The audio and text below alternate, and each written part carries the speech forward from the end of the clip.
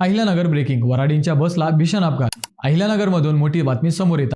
नगर छत्रपती संभाजीनगर महामार्गावर शेंडी येथे वराडींना घेऊन जाणाऱ्या खासगी बसचा भीषण अपघात झाला.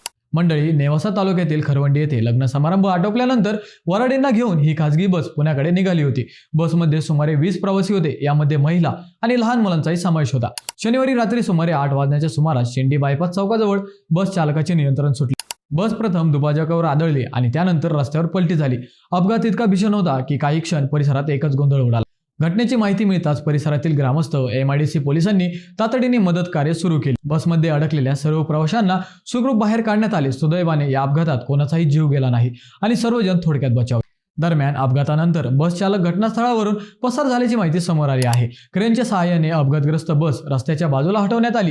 या अपघातामुळे काही काळ नगर छत्रपती संभाजीनगर या महामार्गावरील वाहतूकही विस्कळीत झाली होती. या अपघाताचे नेमके कारण काय, चालकाचे नियंत्रण कसे सुटले आणि तो घटनास्थळावरून का पळून गेला, याचा तपास आता पोलिसांकडून केला जात आहे.